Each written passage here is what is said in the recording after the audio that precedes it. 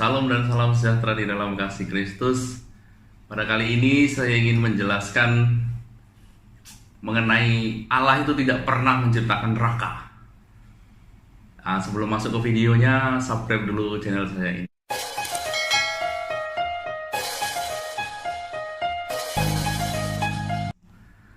Terima kasih sebelumnya. Kita harus mengenal Allah kita dulu, Tuhan kita, sembahan kita dulu. Mari kita baca di dalam Yohanes 4 ayat 24. Allah itu roh. Jadi Allah kita itu roh. Kita lagi baca di dalam Ayub 33 ayat 4. Roh Allah telah membuat aku, dan nafas yang maha kuasa membuat aku hidup. Jadi roh itu nafas. Nafas itu seperti apa ya? Saya tidak tahu. Kemudian jadi kita baca 1 Yohanes 1 ayat 15. Dan inilah berita yang telah kami dengar dari Dia dan yang telah kami sampaikan kepada kamu. Allah adalah terang, dan di dalam Dia sama sekali tidak ada kegelapan. Jadi Allah itu terang, roh yang terang sekali. Ya, roh yang paling terang lah. Makanya penciptaan pertama kan jadilah terang, tapi terang antara Allah dengan terang yang ciptaan pertama itu tidak sama. Nah, kita tidak bisa dibayangkan seperti apa sih ayat Allah itu. Makanya ketika ketika Allah menjumpai Musa pada waktu itu di Gunung Sinai, itu Musa itu 40 hari sebelum menerima loh batu itu kan, dia berjumpa dengan Tuhan di atas Gunung Sinai. Dalam Keluaran 34 ayat 29. Ketika Musa turun dari Gunung Sinai, kedua loh hukum Allah ada di tangan Musa. Ketika ia turun dari gunung itu, tidaklah ia tahu bahwa kulit mukanya bercahaya oleh karena ia telah berbicara dengan Tuhan. Jadi ya kita tak bisa dibayangkan. Nah, Tuhan Yesus pada waktu itu juga melihatkan terang ini kan. Terang ini ketika dia berdoa di atas bukit dan berjumpa Elia dan Musa. Elia itu dan Musa itu menggambarkan ya dua nabi yang berbeda sebenarnya. Yang Musa itu mewakili nabi yang diberi kitab, dan Elia mewakili nabi yang tidak diberi kitab itu. Tapi waktu-waktu itu Petrus dan Yohanes dan Yakobus dia melihat Yesus itu bercahaya terang sekali. Itulah cahaya kemuliaan Allah. Makanya Allah itu roh yang terang itu kan. Kita sebenarnya roh kita juga itu terang, ciptaan kita. Malaikat juga terang. Mari kita baca di dalam Daniel.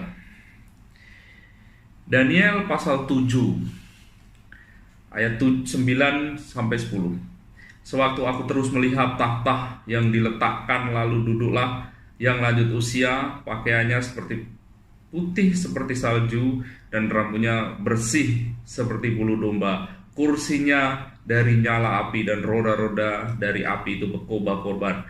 Suatu sungai api timbul dan mengalir di hadapannya. 1000 kali beribu-ribu melayani dia, dan berlaksa-laksa kali berlaksa-laksa berdiri di hadapannya. Lalu dululah di majelis pengadilan itu dibukakan kitab-kitab. Jadi kalau dilihat dari cerita inilah, Tuhan tuh menciptakan roh manusia, roh malaikat itu sama dari energi dia itu. Terang gitu lah. Ya mungkin kasih tiup kan. Seperti apa? Seperti sungai itu yang ketika dilihat Daniel. Makanya kalau kita boleh seharusnya itu kan, kita juga terang seperti itu roh kita. Itu sebabnya kita ingat cerita Adam kan, mungkin cerita video-video saya sebelumnya sudah menjelaskan. Kita sebenarnya roh kita itu terang juga. Seperti inilah. Seperti ini, terang kan. Tapi dimasukkan ke dalam tubuh manusia. Manusia ya seperti ini.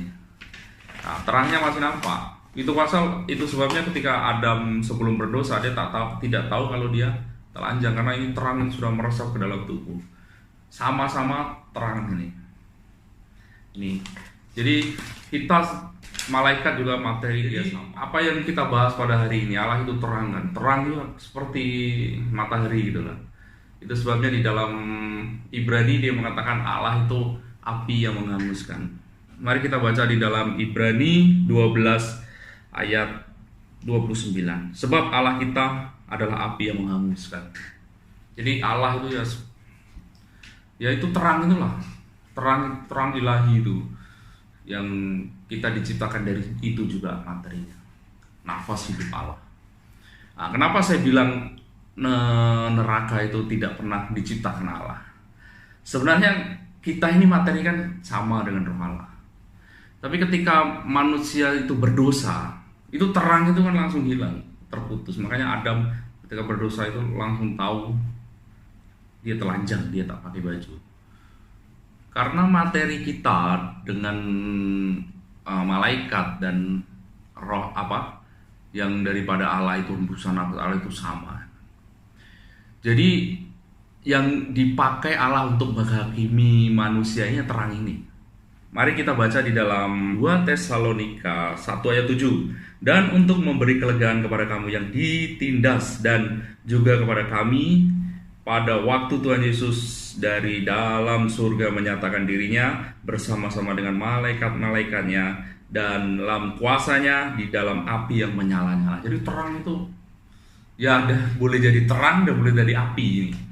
Itu baptisan yang saya sering menyebutkan video sebelumnya adalah baptisan air, Roh Kudus dan api. Inilah api yang akan menghakimi manusia. Dan api ini bisa menjadi surga dan bisa menjadi neraka. Jadi surga dan neraka tidak pernah diciptakan Allah. Surga dan neraka akibat manusia sendiri. Ketika manusia berdosa, berarti ulahnya manusia sendiri, bukan ulahnya Tuhan. Semua Tuhan itu menciptakan baik adanya. Tidak pernah ada yang tak baik. Karena segala hal jadi tak baik itu karena dosa manusia. Dunia jadi seperti ini itu karena dosa manusia. Hidup jadi susah. Jadi saya mau jelaskan bahwa Allah yang terang ini yang akan menghakimi manusia. Dan kita akan nanti kita mati semua. Baik manusia semua akan mati. Nanti kita akan mati semua dan berjumpa dengan Allah. Ketika kita pada saat ini membawa dosa, ketika tersentuh dengan api ilahi atau energi ilahi atau terang ilahi ini, itulah akan neraka yang akan membakar kita. Itulah neraka. Neraka itu bukan ciptaan sekali lagi. Tidak ada ayatnya itu di dalam Alkitab bahwa Allah itu menciptakan neraka.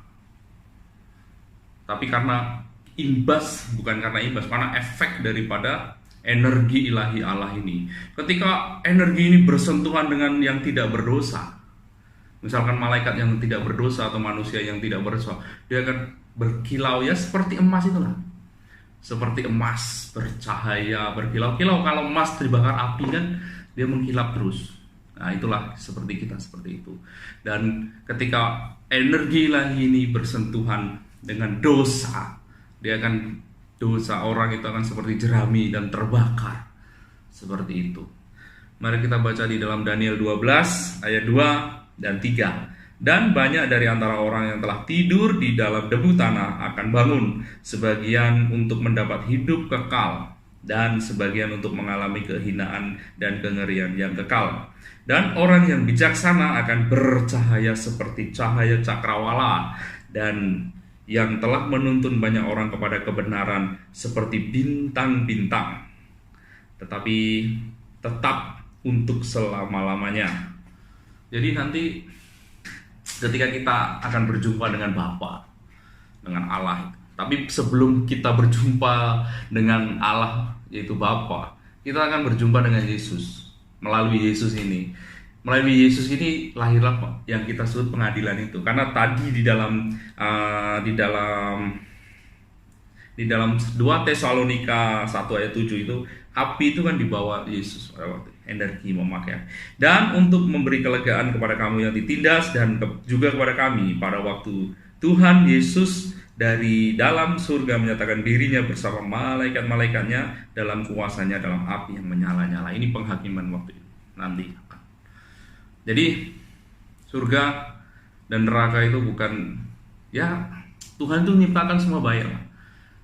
Tapi karena dia terang yang tak boleh tersentuh oleh dosa, tak boleh tersentuh oleh pelanggaran, ketika dia menjumpai manusia yang berdosa, itu manusia sendiri akan terbakar. Makanya dosa itu apa ya? Bukan Tuhan mau menghukum manusia atau mau menghajar manusia, tapi karena apa ya? Akibat manusia itu efeknya berakibat manusia untuk manusia sendiri itu loh. Bukan Tuhan gitu loh. Banyak mungkin agama lain mungkin diceritakan, oh alah neraka seperti ini kan di buku. Bahkan di dalam orang Kristen sendiri kebanyakan kesaksian lah. Saya tak mau menyebutkan. Katanya di neraka itu banyak yang menyiksa. Setan-setan itu menyiksa. Dan mari kita lihat di dalam Matius 8 ayat 29. Tengok siapa yang menyiksa. Dan mereka itu pun berteriak, katanya, apa urusanmu dengan kami, hai anak manusia? Adakah engkau kemari untuk menyiksa kami sebelum waktunya? Ya, di dalam ayat ini Yesus pada waktu itu mengusir setan. Kan? Setan pun disiksa, bukan setan yang menyiksa di neraka itu. Jadi kita bayangkan ya, saya tidak tahu dia pergi kemana itu loh. Kalau di dalam Alkitab neraka ya seperti itu. Api ketika energi ilahi itu, cahaya terang, energi ilahi yang seperti api itu membakar, bertemu dengan ciptaan yang berdosa, dia akan terbakar seperti itu. Tidak dihukum apa, tidak dihukum dicambuk malaikat atau setan. Buktinya di dalam kisah Lazarus dan orang kaya, kan? Tidak ada yang menyiksa orang kaya itu. Tapi orang kaya itu kenapa dia seperti tersiksa? Karena terkena imbas daripada ini, energi Allah ini, terkena imbas kepanasan dia, karena ini orang berdosa. Beda dengan Lazarus. Lazarus enjoy saja sama Abraham pada waktu itu. Itu kalau boleh di alam kita sebut pangkuan Abraham kan. Itu tempat penantian. Ya, kalau yang satu pangkuan Abraham, yang satu alam maut. Yang sebenarnya beda dimensi saja. Yang dulu memang pada waktu Yesus sebelum mati itu dimensinya sama, dimensi yang mau dihukum semua itu kan. Tapi ketika Yesus mati, dimensi yang orang baik itu, yang orang baik yang seperti yang nabi-nabi itu, dimensinya ditukar menjadi seperti Firdaus itu. Makanya di sana sekarang di dalam kisah Lazarus dan orang kaya itu, meskipun dia bisa bertatap mata atau berpandang-pandangan, tapi dia merasakan satu yang lain, kan? Kadang-kadang kita melihat betul kesaksian kan, tak tahu betulkah tidak itu kesaksian. Saya pun tak mau menghakimi, tapi itu urusannya dengan Tuhan lah nanti kan. Katanya neraka itu sudah ada yang menghuni. Sekarang pengadilan Allah saja belum. Bagaimana neraka sudah ada yang menghuni kan? Ini kisah Lazarus dengan orang kaya itu belum neraka dan surga lagi itu. Baru di dalam alam penantian ini. Itu loh. Kadang-kadang ya enggak tahu lah, kadang menakutkan juga. Menakutkan juga kalau kita hanya berpatok kepada kesaksian. Lagipun kalau orang melihat kesaksian-kesaksian itu kan, dia banyak bersaksi itu ada api seperti manusia membakar itu kan. Tapi kalau dilihat dari ayat Alkitab, dia apinya beda gitu loh. Oke, mari kita baca di dalam Matius 22 ayat 13. Lalu kata raja itu kepada hamba-hambanya, ikatlah kaki dan tangan dan campakkanlah orang itu ke dalam kegelapan yang paling gelap. Di sana akan terdapat ratap dan kertak gigi. Jadi apinya itu gelap, yaitu energi Allah. Karena apa? Kita ini hangus pada waktu itu, gelap gitu loh. Kena imbas daripada energi ilahi itu. Ya bersifatnya kekal, energi ilahi kan kekal. Makanya api yang kekal yang akan menghukum manusia itu. Menakutkan kan? Menakutkan bila kita menghadap Tuhan tanpa Yesus. Karena kita dosa itu tidak selesai kalau belum ada yang dihukum. Makanya Yesus karena kasihnya sama Bapa, dia mengirim anaknya yang tunggal untuk menjadi tebusan ini. Ini kasih menunjukkan kasih. Jadi kesimpulannya, neraka itu tidak pernah Tuhan ciptakan semua baik adanya. Neraka itu muncul karena apa? Ya dosa manusia. Bukan karena Tuhan mau menghukum atau Tuhan mau Tuhan benci kepada sesuatu, tapi tidak. Tapi karena imbas karena kesalahan ciptaan itu sendiri. Efek dari ciptaan ketika ketemu dengan roh suci, terang yang suci. Suci tidak boleh kena noda dosa. Ketika kena noda dosa, dia akan terbakar itu noda itu. Jadi aranglah. Kemudian ketika sucinya itu roh suci Allah ini, terang Allah, api ilahi ini, ketika bertemu dengan ciptaan yang tidak berdosa, akan seperti emas akan percaya. Makanya baptisan kan ada 3 ya. Saya jelaskan tadi. Yang terakhir ini api. Setelah Roh Kudus kita baptis, kemudian api. Ya, kesimpulannya seperti itulah. Berarti Tuhan itu tidak pernah menciptakan neraka. Ada satu persoalan kadang-kadang, kalau Tuhan Maha Pengasih dan Maha Penyayang, kenapa Dia menciptakan neraka? Itu bukan soalan kita, itu soalan agama sebelah. Nah, kita perlu ingat juga lah kan, di dalam dunia ini ada dimensi lain, yaitu dihuni oleh para setan. Para setan itu membuat suatu kerajaan-kerajaan juga, dan kerajaan-kerajaan angkasa. Dan ya mungkin itu cerita-cerita macam di TV itu, telenovela, film-film Sun Gokong, ada yang raja neraka, itulah mungkin seperti itu. Saya takut jangan-jangan yang bersaksi itu dia bukan pergi ke tempatnya Tuhan, tapi pergi ke tempat sana. Itu loh, kadang-kadang bersaksi banyak, hebat di surga begini-begini. Kita yang di Alkitab saja tidak pernah menceritakan surga kok. Yesus saja ketika menceritakan surganya perumpamaan, Paulus perumpamaan, mana ada begitu terang? Karena ayat surga itu terdapat di dalam 1 Korintus 2 ayat 9. Tetapi seperti ada tertulis, apa yang tidak pernah dilihat oleh mata dan tidak pernah didengar oleh telinga dan tidak pernah timbul dalam hati manusia, semua disediakan Allah untuk mereka yang mengasihi Dia. Itulah surga. Tidak boleh ditimbul di dalam hati orang, tidak pernah didengar, tidak pernah dilihat Karena apa? Ini menyatukan kita dengan Tuhan. Ketika kita menyatu dengan Tuhan melalui Yesus, yang berdosa akan mendapat neraka, dan yang yang kita percaya Yesus dan ditebus oleh Yesus, ya akan mendapat surga. Itulah tempat penyatuan kita. Makanya setelah kita bersatu dengan Tuhan, tubuh kita tubuh kemuliaan. Kemudian Tuhan menciptakan bumi baru, langit baru semua untuk menyesuaikan tubuh kita ini. Itu mungkin jelas lah kan. Jadi ya itulah, Tuhan tidak pernah menciptakan neraka. Ini cukup sekian. Terima kasih, Tuhan Yesus memberkati. Jangan lupa subscribe channel saya. Banyak orang beranggapan bahwa surga itu adalah suatu tempat kapling-kapling, seperti yang tertulis di dalam Yohanes 14 ayat 2 dan 3. Di rumah Bapakku banyak tempat tinggal. Jika demikian, tentu aku mengatakan kepadamu, sebab aku pergi ke situ untuk menyediakan tempat bagimu. Dan apabila aku telah pergi ke situ dan telah menyediakan tempat bagimu, aku akan datang kembali dan membawa kamu ke tempatku, supaya tempat di mana aku berada, kamu pun berada. Banyak orang menafsirkan ini memang surga itu suatu tempat yang dikapling-kapling gitu kan, seperti yang saya jelaskan semalam. Tapi kenapa Tuhan Yesus menyediakan tempat bagi kita?